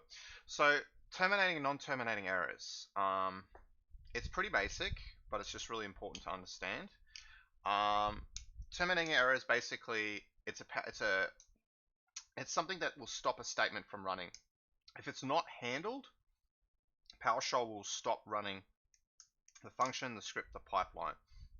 So what I mean by that is if you've got something executed in a context like a function, and a function's basically, let's say you call that function and that function throws a terminating error, that terminating error will be passed to the parent and it'll be passed all the way back up. So it's really, really important. If you basically want to handle it, you handle it. If you don't want to handle it and then basically force the script to fail, the script will fail. So basically that's a terminating error. The script or the PowerShell, it will stop processing. A non-terminating error is basically the opposite. Now it's an error that's raised that it just doesn't, but it doesn't cause an execution to stop. So a really good example of a terminating error would be, if you've got an API failure, or you've got a disk failure, something like that, and basically you need the script to stop. A non-terminating error could be, a good example would be get child item. So if you're running get child item across directories that you don't have access to, it'll write an error saying it'll write an error saying I don't have access to it, but essentially it's going to keep enumerating because it's not something that's going to break. It's something that you need to be aware of, but it's obviously it's not a breaking change. So essentially you have terminating, it's a breaking change. Non-terminating is a non-breaking change. I can actually I think I can demo this. Let's see if we can demo this. So what we're going to do, I'm running at my standard user context. So if we just go, let's see if this works. File. Actually, no, program files. Let's go program files. Actually, no, we'll just go Windows. Because there should be directories in here that only the trusted installer has access to. So we should get terminating. We should get non-terminating errors. So a good example of a terminating error is this. This will be a terminating error. The parameter is wrong. That's actually going to throw. We call these throw. So essentially, you're throwing an error where a non-terminating error would be just a write error using the commandlet write error. Now, with the error action preference, however, if I set the error action preference to be stop, then terminating non-terminating errors will be treated as terminating errors. So, for example, if you were recursing through get child item and you did have a permissions issue, it would then stop the script. So that's where for example, those variables are actually really, really quite powerful. So those versus obviously. Yeah. Anyway, so let's just do that and let's just go recurse and let's see if we can see some non-terminating errors. So you can see here, this is actually a really good example. The error action preference right now is stop. So this is a non-terminating error, but because I've specified the error action preference to be stop, it's treated as a terminating error. It's stop processing. But if I set it back to silently continue, like so, if I can actually spell silently continue, I'm just gonna, oops, what the, spell checker, oh, cool. Okay, it's just one word. If we just do this, get rid of this. So if I set my error action preference to silently continue like this, now if we rerun it, you can see it runs. Now those will throw non-terminating, that'll throw, sorry, that will log, write error, a non-terminating error, but essentially it'll still keep going. So that's actually a really good example of that. And we can actually see that. So if we actually call error, and let's get the latest, because this is a collection, let's get the latest item in there. You can see there, the non-terminating error will still log to the error variable. So any error will get logged to the error variable. And so we can see that it's still logged. It's just obviously, yeah. So that's basically the difference. So cool. I think we can pretty much move on. Let's go with try, catch, and finally. So basically, if you want to be able to handle these, you're going to use your try, catch. I'm going to talk about traps later, but essentially the way to do it is use your try, catch, and finally. So basically, it's a block that's used to handle your terminating errors. Now, I've highlighted it terminating, and the reason why is because it actually won't capture non-terminating errors. Non-terminating errors won't be logged. Well, that's actually no, sorry, no. I'm just having a thought. Give me 2 seconds, sorry. I just need to try something.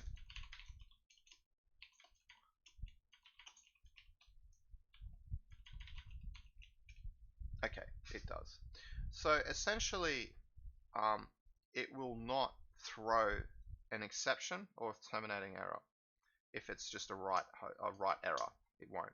Now, if you set the error action preference to stop, it will, but we will get to that in a second.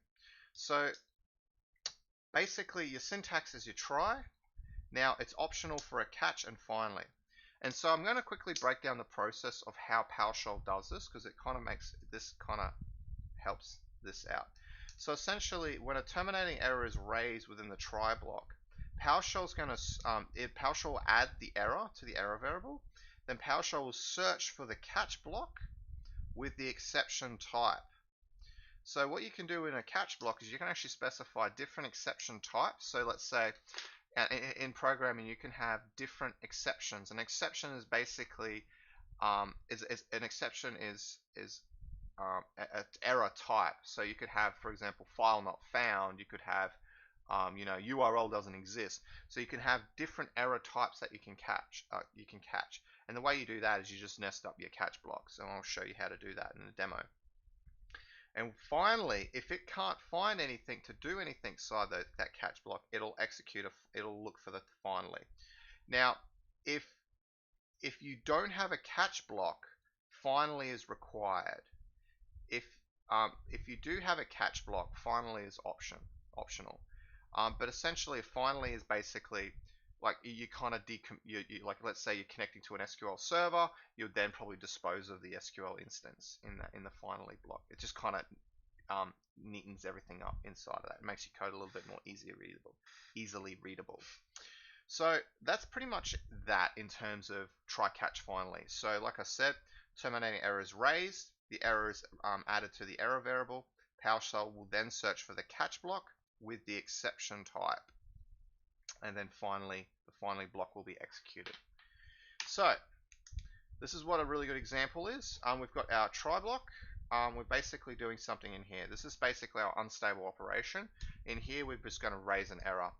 And what will happen is PowerShell will then go, okay, there's an error. I'm going to add it to the error variable. Obviously, we don't need to do that. That's something that it does automatically. And then inside of that, basically, it's going to then, you can specify the catch. And you can see here, we've got a specific exception type declared in here. And this exception type can be whatever we want it to be. But essentially, we can process actions based on that exception. And that's really handy because you might have different exceptions for different things and you might need to do different things for them. Rare, but it's still really, really good to know. This is basically the most kind of common way of doing it, which is just this is just a catch-all. This will catch everything. It'll capture any exception or any error. and then you can do something in here. So you might want to log, you might want to log something, call a function, you might want to retry, you might want to increment a counter, you want to, make your script sleep. So this is a really good example. This is one of the ways that you can kind of structure your statement. Okay, so this is another way. I'm just like looking at them like this doesn't make sense, and then I realize I did make changes. So essentially you got try, catch, and finally. So obviously we're going to raise our error, we're going to catch our error, and then we're going to basically do something else here. We're going to basically process.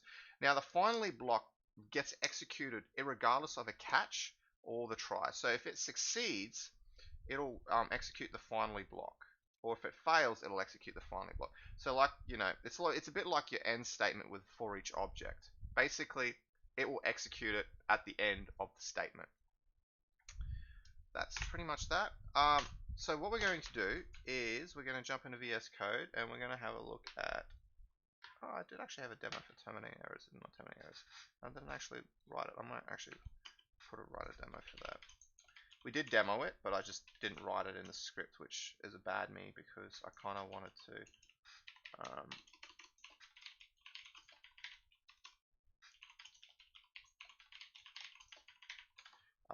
I wanted to actually obviously have all these demos available. So try catch finally. So let's actually write the default statement. So we're going to do a try. Well, first things first, we're going to actually clear our error variable to make things easier. So if we go error dot clear and call the clear method, that's going to flush that variable. Then what we're going to do is we're going to basically do a try and we're going to do a catch. Most of the time this is how people generally write their code, and this is how I write my code. So you have a try catch. We're going to do something. This is going to break and it's going to say that a parameter doesn't exist, blah blah blah. Now if we want to catch, and we can actually do something in here. So let's right host. That's not a commandlet, buddy. And we're going to do something else. I'm going to show you something really cool. So what we can actually do here, I'm going to create a variable, and then we use $_. We're going to use the token $_. Now in this instance, token $_ is actually going to catch the current error exception. It's going to capture the exception object that was passed. So we can actually see what's going to be in here. And we're going to have a play with it outside here.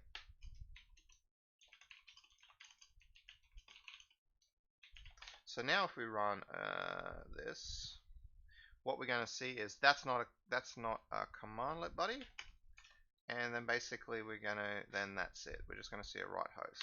So you can see here, it's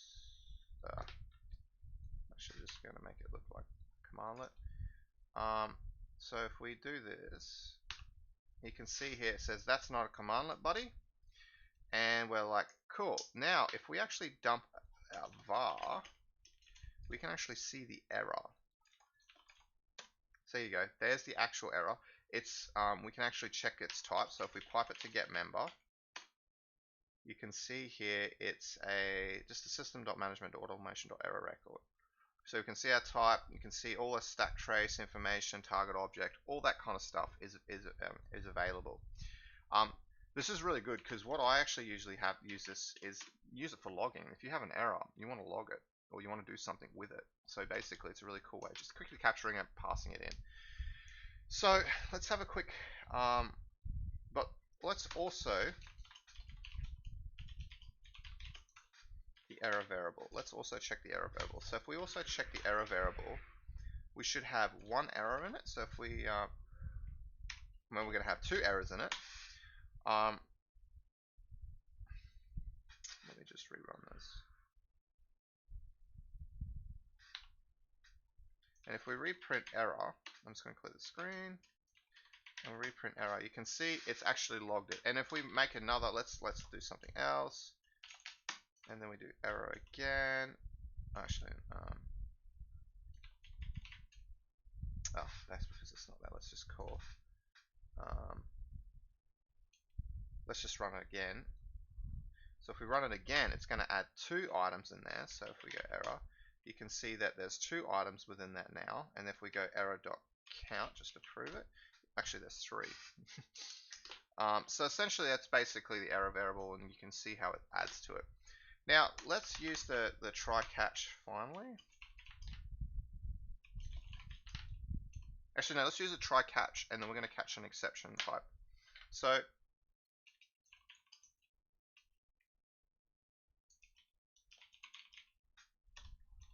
we're going to go catch, and then we're going to specify the exception type. So we're going to quickly scroll up here. I'm just going to actually use var and go get member.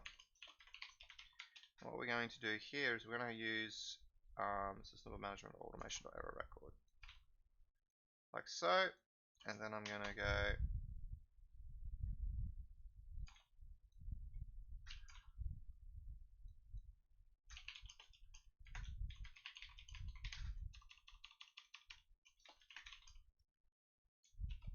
and so you can see we can have multiple nested catches. Yeah, this is going to be interesting because we're going to see what it's going to do. So we don't need to do that, we just need to demo this. So if we run this, it actually executed that something else. That's very interesting because it didn't actually capture that type. I'm going to try this.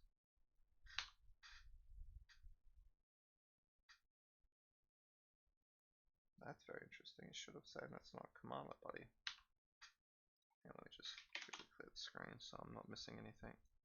And I'm just going to set the foreground color to be green so I can actually, and then we'll go the foreground color to be red.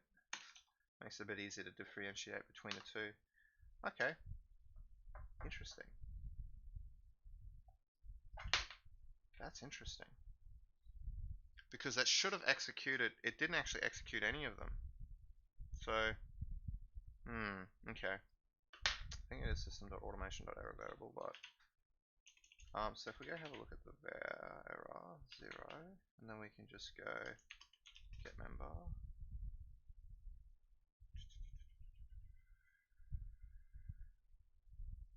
Yeah, that should be working. But essentially you can pass the types there anyway. It's just worth noting. Most of the time you don't. You don't just catch all. And then finally, let's just do try catch finally. So go try, do something, and then we're gonna get catch, and then we're gonna do white host, hey, that's, I'm just gonna copy and paste this.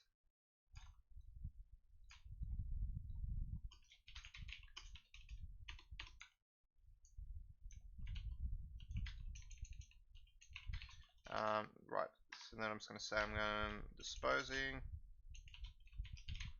I'm just gonna go foreground color yellow. So if we run this, we should see that's not a commandlet buddy, and then we should see disposing. So you can see there, that's not a commandlet buddy, disposing. And we can actually, again, we can actually remove the catch. So let's say you don't actually want a catch, like you just want to, if it works, it works. If it doesn't, it doesn't. You can just use try finally. So if we execute that, you can see it just disposes of it.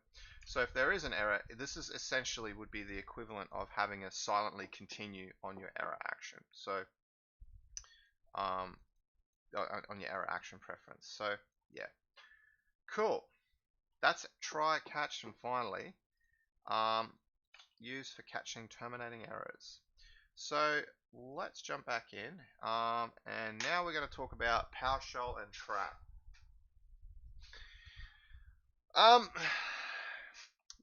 So PowerShell trap was basically implemented. It was a way of error handling in PowerShell 2.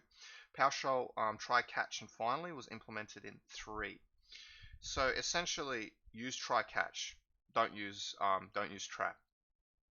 Trap has a lot of issues with handling looping and things like that. I'm not going to really touch on trap because I don't think it's really needed for you guys. If you see trap in a script, I would strongly recommend that you remove it and you replace with try catches. simply because the way that traps execute and handle is different. So a good example is if you're using trap within a loop, and this is why I've got my little meme here. So you've used trapped in your PowerShell script. Tell me how you're going to handle your looping. And that's exactly right. So if you have a loop here, let's say we've got a loop and you've got a trap, or let's say you have an error here. That's supposed to spell error, which it doesn't, so I'm just going to try this again. You have an error here inside your loop. Let's say it's in the 4th iteration of a loop, and then it calls trap out here. Essentially, what trap's going to do is it's going to basically, it'll execute and log the error, or do what your error processing. But essentially, this loop will stop processing. So there might be 5 items at the end of the loop that don't get touched. So this can be introducing significant errors in your code if you don't know how to handle it. And that's why I just say don't use trap. It's old school. Use try catch. So don't. One word, just don't. Yeah. So that's basically that. That's trap. Alright, so I'm not going to demo it because I don't think it's really needed, to be honest. So we're just going to continue on. I'm also running out of time, and I don't think we're going to have time to actually do any sort of scripting today, unfortunately. So we're going to probably just fob off part 2 till next week, and we will then go from there. So, PowerShell output streams. So basically, PowerShell uses different message streams to basically control the different message types. So the reason why they did this was because it prevents interference with the pipeline. So basically, the way that the pipeline works is it works on what we call the output stream. So everything on the output stream essentially is what is considered a pipe. So this is where all your objects, this is all your good stuff. This is what goes inside of here. Your errors obviously get logged in your error stream, warnings, and verbose debug. Now, you see I've got 6 streams here and there's 5 here. Well, this was taken from a TechNet article which was written before PowerShell 5. It was written in PowerShell 3. And basically in PowerShell 3, you had 5 streams, which was these 5. In PowerShell 5, they added an additional stream, which is information. So essentially, we have our 6. We have our 6 streams. We have our success stream. So like I said, this was obviously a PowerShell 2.0 thing.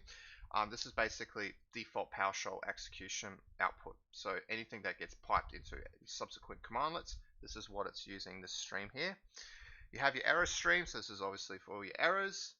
Your warning streams, again, for your warnings. You can see this was introduced in PowerShell 3. So write warning, all these commandlets here wouldn't actually exist in 2. So this is the reason why 2 is definitely not supported anymore, and I think it's actually been deprecated by Microsoft. Then we have our verbose stream, debug stream, and information stream.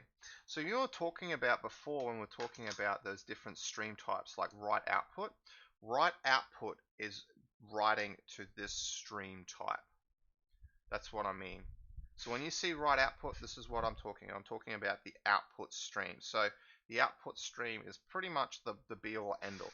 Now you can do things in PowerShell and redirect streams and things like that, but for this lesson we're just not going to do that because that's a little bit that's on the advanced side. But essentially, it's always good to know that it's there. So essentially, I do have some really good links. So I'm just going to quickly just jump on because I do think that they will discard. They will kind of help. So this is a really good initial link that was, I think it was done by Ed Wilson. It was Dr. Scripto. Sorry, no, it was June Blender. So essentially, it just talks about the PowerShell streams. It's very, very handy to talk about. So you got write output, write verbose. It talks about you can redirect streams into different outputs. Yeah, try and keep your streams separate. It makes the code much easier. It makes for easier code. Don't start messing around with your streams because it gets messy. There's another really good link that I've included in here, which is basically it just talks about the different types of streams. We can use TObject to obviously send the command to the output files and things like that. So you can basically capture all the streams. We can do cool things with them. So essentially, if you are wanting to redirect, you can basically, using the old command prompt, you can just use the operator if you want to append. So that's literally the same as command prompt. And if you want to redirect a stream to the success stream, because the only way that logging of this kind of output works is it only works on the success or output stream. It doesn't work on anything else. So if you want to write the error stream, you basically have to redirect it into the output stream, which plays havoc with your pipeline. So you got to be very, very, very, very careful about what you're doing there. So you can redirect it. To be honest, I just don't. I think it's really messy. It gets very, very messy. So I just don't. Yeah. There might be times when you need to, but essentially, yeah. Now, that's pretty much your PowerShell output streams. Very, very important to use. So, like, if we jump back into, you know, like write verbose, that's a verbose stream. So obviously we can't see it. It's still in the verbose stream. It just means it's not printing out. So very, very cool. What else? Okay, so now we're going to talk about, okay, cool, we've got one more slide, and then we might finish it up with questions and actually finish this session, because we are literally, well, technically I was supposed to be at the halfway point right now, but we pretty much covered this all in one big stream. So essentially we've got splatting. Now this is actually one of the more cool features of PowerShell I love. Between splatting and my format operator, this is like one of the things I really have a lot of love for. And essentially what a PowerShell splatting is it's a method of passing a collection of parameter values to a commandlet as a unit. So instead of having, if you've got a really big commandlet and you've got, like, for example, get ADUs and you've got tons and tons of parameters that you're using, rather than having that one line, you can actually specify a hash table and then pass all your parameters in that, and then just pass as what we call splat it in, and then PowerShell will actually just match them up. Very, very handy, because it means your code's so much more readable, it's more maintainable, it makes it easier to read. I'll just mention that. And there's one really cool thing, and this is my favorite thing with it, is you can dynamically build your parameter set. Or you can dynamically build your parameter. So let's say you've got a whole bunch of variation between your PowerShell script, and you've got to go, okay, well, one part of, like, for example, in this loop it's going to use this parameter, in this loop it's going to use this parameter. Well, we can actually do that. We can actually go, okay, let's remove that parameter and let's add that parameter. And because it's a hash table, you can just use remove and add methods. And it's really, that means then basically you have one line that you're splatting in, and then basically you have this really small subset of logic that is doing that calculation. So it just makes your code so much easier to read, it's so much easier to maintain, and it just looks so much cooler too. So one of the things that, so each of the name values inside it basically correspond to the parameter name value. So I will show you guys what I mean. So essentially, if you have a hash table of, let's just say we've got the parameters for get child item, my favorite literal path, the parameter name of the hash table key would be literal path, and then the value would be the path to that. So essentially that's what that is. It's super, it's pretty basic. Splattered variables use the @ symbol versus the dollar. We're also going to see that. That's a little gotcha. But once you get it, you'll never lose it. Very, very cool. And like I said, it's shorter and easier to read. It just makes scripting so much easier, especially when you're seeing people splatting, because then basically you can just go, yep, those are the commandlets, and you don't have to kind of horizontally scroll. That's the one thing that no one wants to have to do. And it also allows for programmatic interaction with commandlets, and that's what I was talking about. We can dynamically build those parameters out, which is really, really quite cool. So let's have a look at a demo of that, because this is actually one of the cool ones I really like. Yeah, I'm just going to delete that, because we're not going to have output streams. So let's just use a default get child item. So we got get child item. So Why is my tab complete not working? I'm just going to restart PowerShell.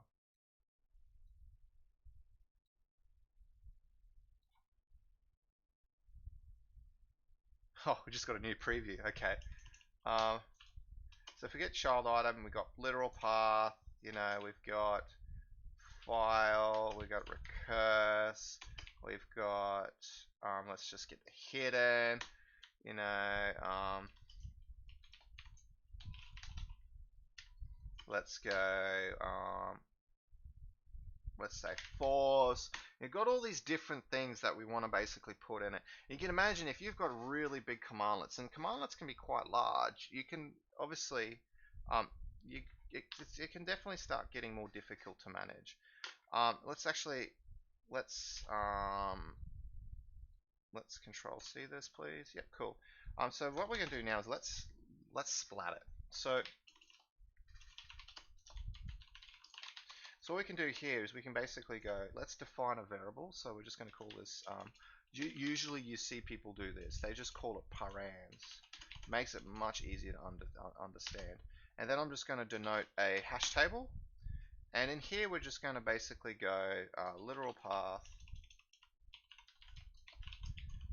And then I'm going to actually specify. So the parameter name, literal path, and then the value.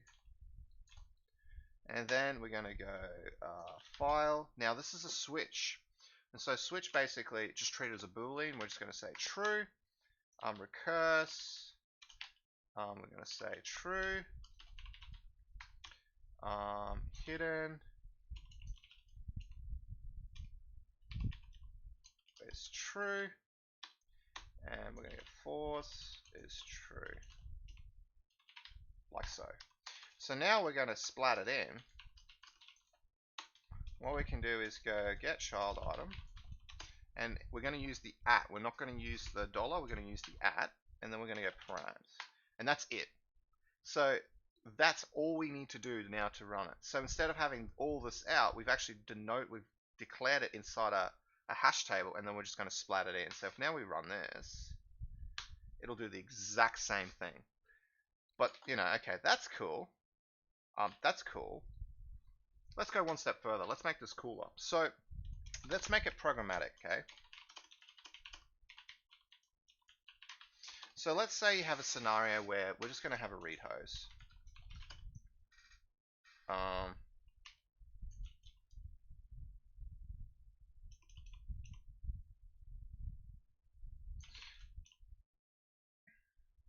Yep. I'm going to go read host path. So we're going to do like this.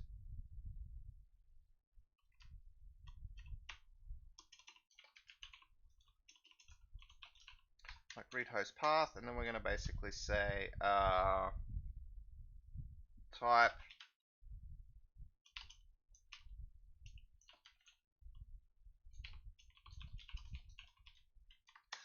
now what we can do here, this is really programmatic. So what we can do here,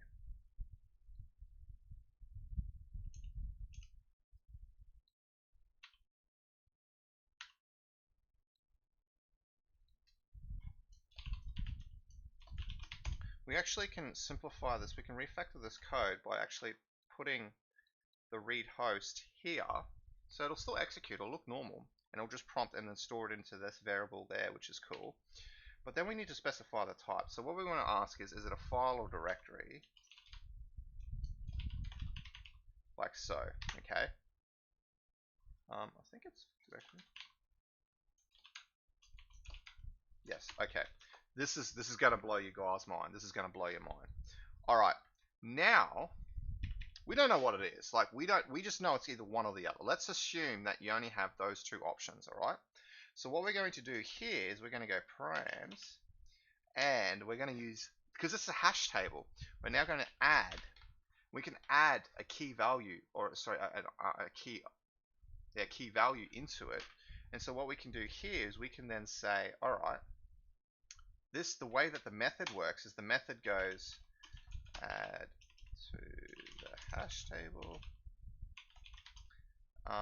and the method goes add, and then it's the name or the key. It's a string, and it's a value. Now we know that directory and file are both switch. I just want you to bear with me for that. So we know the value. We want either one. So we can actually just say that's our true. Then all we actually need to say is type, like this. And so what this will actually do is it will add to the parameters of this hash table the type, the key name, either file or directory, and then it'll just set it to true. So either way, it's basically saying I want you to search files, I want you to search directories. So let's actually do that, and let's show you. So we can basically say, so obviously path, we're just going to go see Windows. Tile, we're just going to say file. So we have our type here, and then let's have a quick look at our parameters. So you can see here we've got recurse, we've got force, we've got literal path, we've got hit it. This is another thing about splat, it doesn't care about order. You can basically order it however, because it's matching on the parameter. It's matching on the parameter name.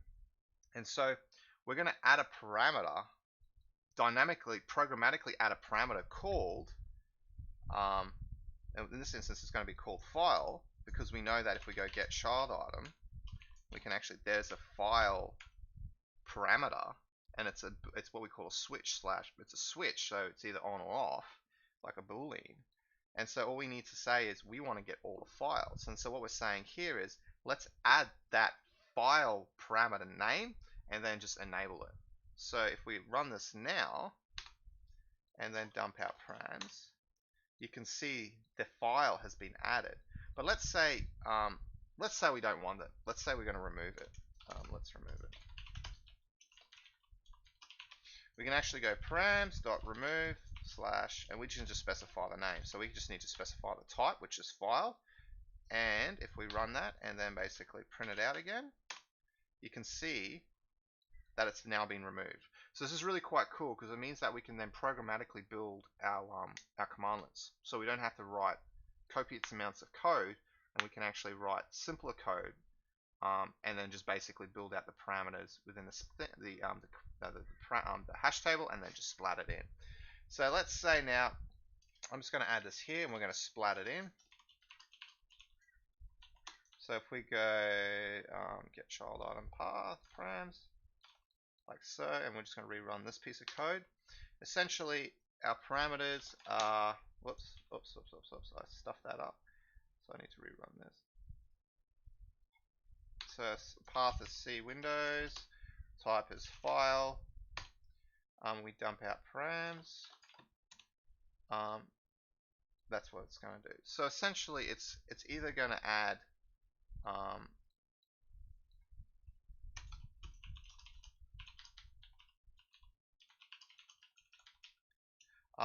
to just show you an equivalent, just to provide a bit of context. This is what you would have to do previously. You would say if type is equal to file, do this. So you'd go, get child item.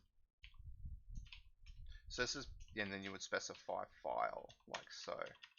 So rather than doing that, we can actually just we can get around that by just dynamically building it out. So that's basically the equivalent.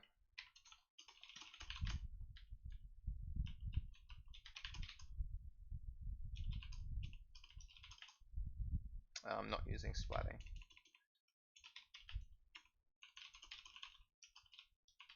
So rather than doing this, we can just do this, and we'll have the same outcome. So yeah, that's pretty much that in terms of as an example. So let's actually run it again. Sorry, I'm kind of just go see Windows, and I'm going to go File. It's now in memory, so we can actually see that. You can see there it's File. It's set the value to true because that's true. So just adding.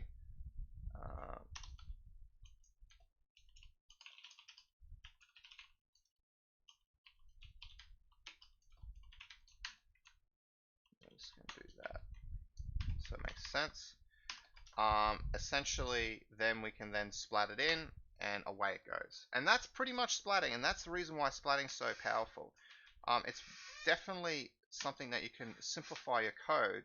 So in this instance, you can see that rather than having a single if statement and where you have different parameters doing different things, you can just splat it in and then dynamically build your parameters out from the hash table, and then just have one command that you call. It makes it so much easier to manage. It's so much easier to read, and you don't have, and it obviously reduces the complexity of the code. So that's pretty much it. Obviously we can remove that. So again, if you had like a situation where you had something you needed to remove and add something else, you can do that. And so you can write much more simpler logic versus, you know, more extensive logic and having to go here and do this and go here and do something else. So that is pretty much it for PowerShell and splatting. Do you guys have any questions? I'm going to open it up. It's 11:06, so I'm going to give about a minute for questions, and then we're going to tidy it up and call it a day.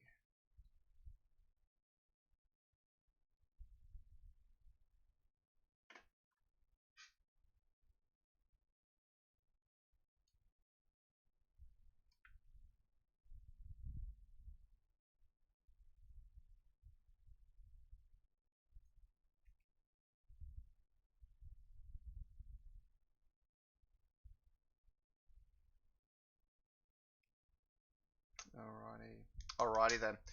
Alright, I think we're going to leave it there for today. If you've only got any questions, you can send a tweet. Send a tweet to me, or you can reach out via Discord, or you can reach out via chat, and just send me a quick. I am in Twitch. But essentially, that's going to wrap it up for today. Ironically, there was a part 2 segment which actually had a couple of scenarios that we were going to look at, but we will skip that and we'll leave that for next week. So that's been 2 hours of PowerShell and scripting part 1. Bit of a shame because I actually kind of wanted to jump in and write some code. But I think there was a lot obviously learnt there. Filled you guys with a ton of info, lots of really cool little ins and outs with PowerShell. Hope you guys enjoyed it. If you guys liked it, again, yeah, obviously like it. Send me some feedback. If you didn't, that's fine. You can send it via Twitter. You can tell me if it sucked. Things I need to improve. I think there is some things like obviously text, things like that. Obviously thinking about my scenes. So, but essentially, I think we're definitely going to be leaving it there for today. We'll be back next week. Part 2 of this. I think next week as well. It might just be, I'm just going to have a quick look at what's the lesson plan.